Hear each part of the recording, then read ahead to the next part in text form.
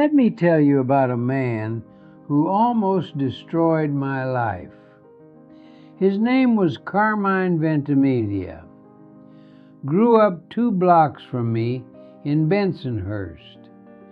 We were friends from the time we were 12 years old, running through the streets, getting into trouble, sharing everything the way boys do when they're young and the world feels infinite. Carmine was smart, charming, the kind of guy who could talk his way into anywhere and out of anything. Everybody liked Carmine. I liked Carmine. But Carmine had something inside him that I didn't recognize until it was almost too late. A darkness, a bitterness that grew slowly, year by year, like mold spreading behind a wall. You couldn't see it from the outside, but it was eating him from within. And the thing about darkness like that, it doesn't stay contained. It reaches out. It grabs onto the people closest to it and tries to pull them down too. By the time I was 25, Carmine had become someone I barely recognized. Still charming on the surface, still quick with a joke, but underneath, angry, resentful, convinced the world owed him something it wasn't delivering. And he wanted me to feel the same way. Every conversation became about what was wrong, who had wronged him, why nothing ever worked out, why the system was rigged, why people couldn't be trusted, why hoping for anything good was just setting yourself up for disappointment. I started believing him. That's the scary part. His poison was so gradual, so wrapped in friendship and shared history that I didn't notice it seeping in. I started seeing the world through his eyes, suspicious, bitter, small. It took my sister Rosa grabbing me by the shoulders one day and saying, "Salvatore, what happened to you? You used to laugh. You used to believe in things. Now you sound like an old man who's given up, and you're not even 30. That woke me up.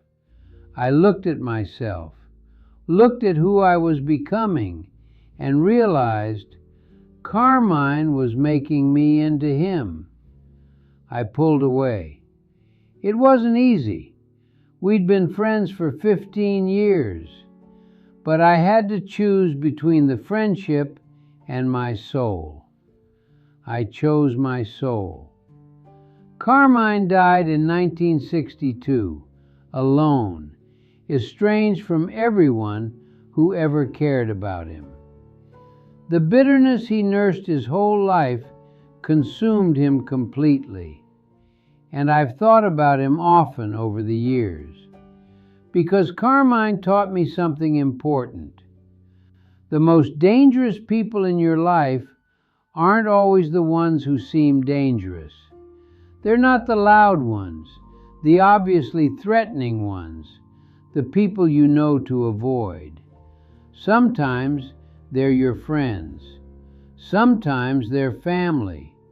Sometimes they're people you trust completely. And that's what I want to talk about today. The 5 most dangerous types of people you'll encounter in your life. Not dangerous because they'll hurt you physically, but dangerous because they'll damage something more important: your spirit, your character, your capacity for joy. My name is Salvatore Benedetto. I've watched people my whole life, in my shop, in my neighborhood, in my family. I've seen what certain types of people do to the ones around them, and I want to help you recognize them before they do the same to you. The first dangerous person, the one who's given up. Not given up on a job or a project, given up on life. Given up on the possibility that things can be good, that people can be trusted, that tomorrow might be better than today. These people are dangerous because despair is contagious. It spreads through proximity. Spend enough time with someone who stopped believing in anything, and you'll start to feel your own hope draining away. I had a customer, Arthur Jankowski, came in every month for decades, who went through a terrible divorce in his 50s, lost his house, lost his savings, barely saw his kids, and I understood. That kind of loss breaks something in you, but Arthur never rebuilt. He just stopped. Stopped trying, stopped hoping, stopped living. He'd sit in my shop and talk for hours about how nothing mattered anymore, how the world was cruel and people were selfish, and there was no point in expecting anything good. I cared about Arthur. I wanted to help him, but I noticed something. Every time he left, I felt heavier, darker, like some of his hopelessness had rubbed off on me. Here's what I want you to understand. You cannot save someone who refuses to be saved, and you will drown trying. Compassion is good. Wanting to help is good.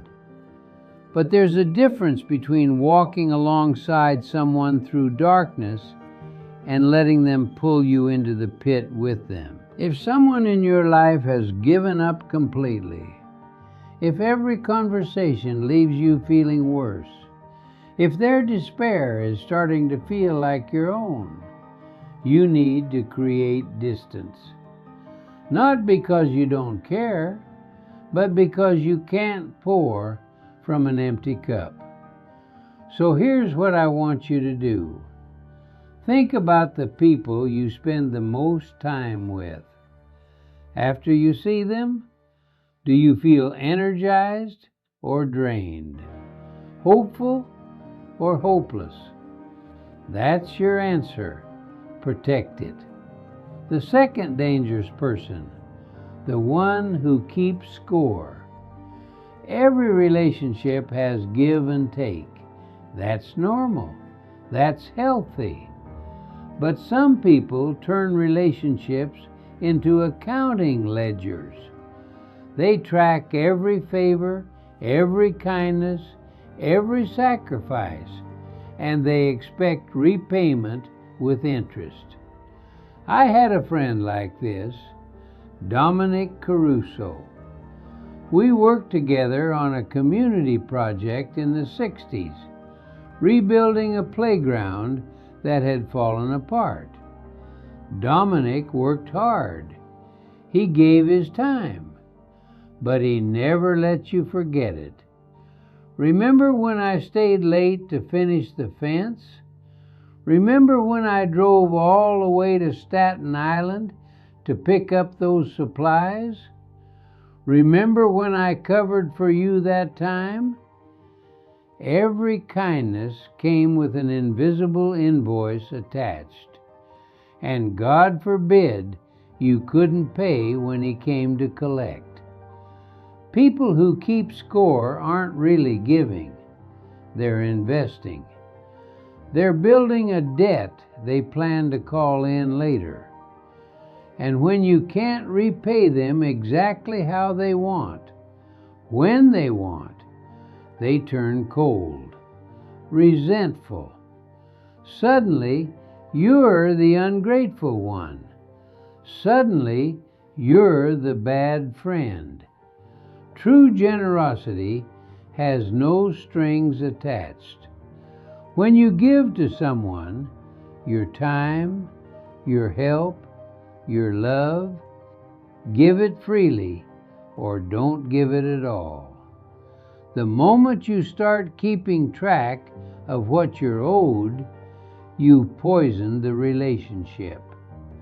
And when someone gives to you with strings attached, recognize it for what it is: a transaction disguised as friendship, a trap with a delayed trigger.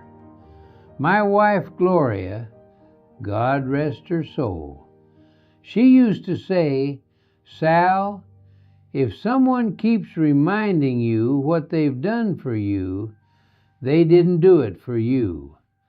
They did it for themselves." She was right. She was always right about people. So here's what I want you to ask yourself. Are you keeping score in any of your relationships? And is anyone keeping score with you? If the answer is yes, address it. Have the conversation. Clear the ledger. Because relationships built on debt eventually collapse under the weight. The third dangerous person, the one who never takes responsibility. You know this person. We all know this person. Nothing is ever their fault. Every failure has an excuse. Every mistake has a scapegoat. The boss was unfair. The system was rigged. Someone else dropped the ball. They would have succeeded if only. I worked with a man like this in the early 50s, Antonio Greco. He was a leather supplier. I bought materials from him for my shop. Antonio's deliveries were always late. His quality was inconsistent. His invoices were wrong half the time. And every single time, he had an explanation that placed the blame somewhere else. The shipping company, his employees, the weather, bad luck. Never once did Antonio say, "I made a mistake. I'm sorry. I'll do better." Never once. I stopped doing business with him after 2 years, and I watched his company slowly fail over the next decade, customer by customer, as everyone got tired of the excuses. Here's the thing about people who never take responsibility: they never grow. Growth requires acknowledging failure. Learning requires admitting you were wrong. If every mistake is someone else's fault, you never have to change. You stay exactly who you are. And who you are is someone who keeps making the same mistakes over and over. But here's why they're dangerous to you. If they never take responsibility for their own failures, they definitely won't take responsibility for how they treat you. When they hurt you, it'll be your fault. When they let you down, you'll be the unreasonable one. They'll twist every situation until they're the victim and you're the problem. So here's what I want you to pay attention to. When someone in your life makes a mistake, what happens next? Do they own it? Do they apologize genuinely? Do they try to do better? Or do they explain, justify, blame, deflect? Watch what people do when they're wrong. It tells you everything about who they are. The fourth dangerous person, the one with nothing to lose. Now, I don't mean this the way you might think. I'm not talking about someone who's poor or struggling. Some of the best people I've ever known had nothing in their pockets and everything in their hearts. I'm talking about someone who's lost their sense of stake in the world. Someone who doesn't care about consequences anymore because they've decided nothing matters. Someone who's cut all the ties that used to hold them accountable to family, to community, to their own future. This is dangerous because people with nothing to lose have nothing to restrain them. I saw this happen to a young man in my neighborhood, Danny Marchetti. Good kid originally, came from a decent family, had a job, had a girlfriend, had a future. Then things fell apart. Lost the job. Girlfriend left. Family threw him out over something stupid that could have been forgiven if anyone had tried. And Danny stopped caring. You could see it in his eyes, this emptiness, this "what's the point?" that colored everything he did. He started taking risks that made no sense, getting into fights over nothing, saying things that burned bridges he could never rebuild, making choices that had consequences he no longer cared about.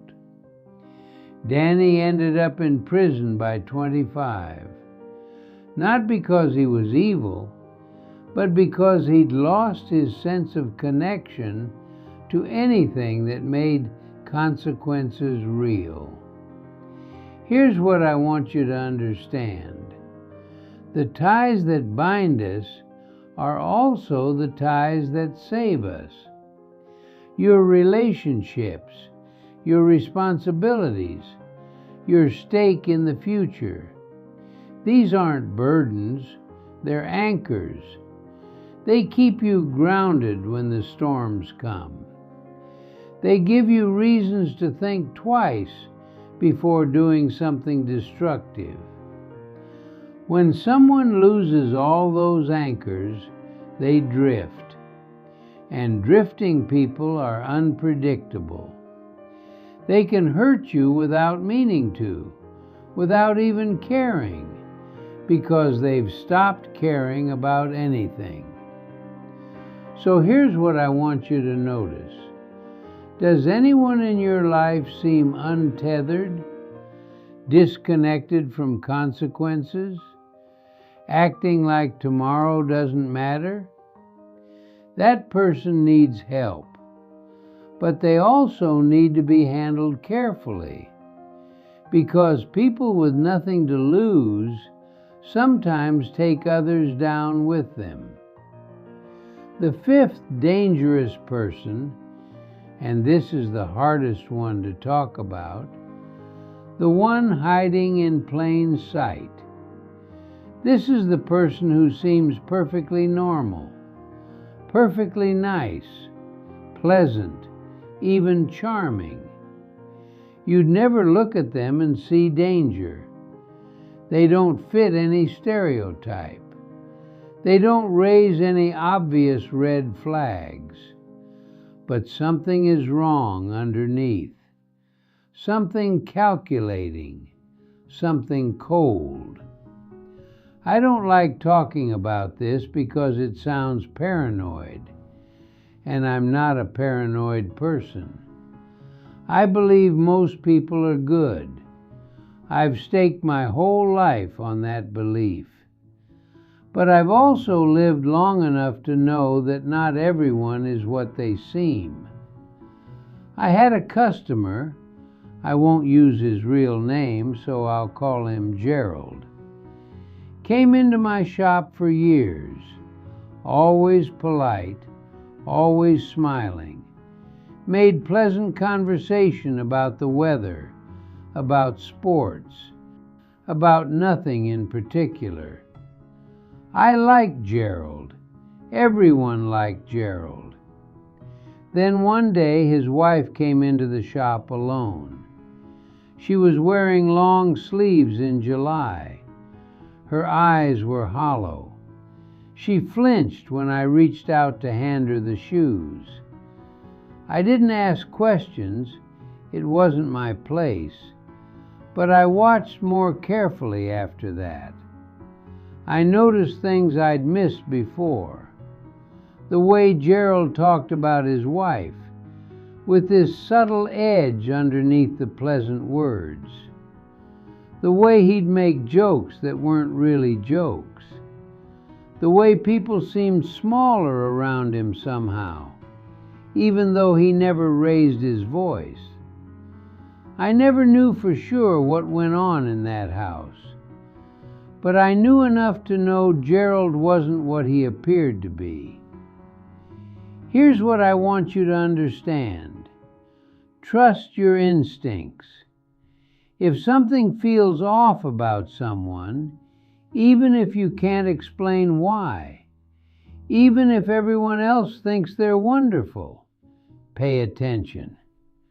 Your gut picks up on things your conscious mind misses. You don't have to accuse anyone. You don't have to make a scene. But you can create distance. You can protect yourself and the people you love. You can stop ignoring that little voice that whispers, something's not right here. So here's what I want you to do. Think about the people in your life who seem too perfect, too pleasant, too polished. I'm not saying they're all hiding something. Most of them aren't. But if your instincts are whispering, listen. Better to be cautious with someone who's actually fine than to ignore warning signs about someone who isn't. Now, I want to be clear about something. I'm not telling you to become suspicious of everyone. I'm not telling you to see danger around every corner. That's no way to live. I've spent my whole life believing in people, and I still do. But wisdom isn't just seeing the good. It's also recognizing the patterns that lead to harm and protecting yourself before the harm arrives. The 5 types I've described aren't monsters. Most of them are just people who've gotten lost somehow. People who are hurting and spreading that hurt around. People who never learned better or gave up trying. You can have compassion for them and still keep your distance. You can wish them well and still protect yourself. You can even love them from far enough away that their damage doesn't reach you. I'm 106 years old. I've met thousands of people in my life. The vast majority of them were good, decent, trying their best. But I've also met the 5 types I've described, and I've watched them damage the people who got too close. Sometimes those people were me. Carmine Ventimiglia almost pulled me into his bitterness. Dominic Caruso almost made me believe relationships were transactions. Antonio Greco almost convinced me that excuses were acceptable. Danny Marchetti almost took me with him when he spiraled. And Gerald, well, Gerald reminded me that surfaces can lie. I survived all of them. Partly luck, partly awareness, partly the grace of having people in my life who saw what was happening and warned me.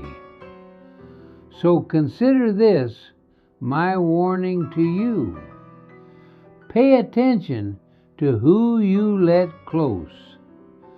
Not everyone deserves access to your time, your energy, your heart. Not everyone will handle those gifts carefully. Choose wisely. Watch closely. Trust your gut. The most dangerous people don't announce themselves. They blend in. They seem normal. But if you know what to look for, you can see them before they see you. And once you see them, you can protect what matters. Arrivederci.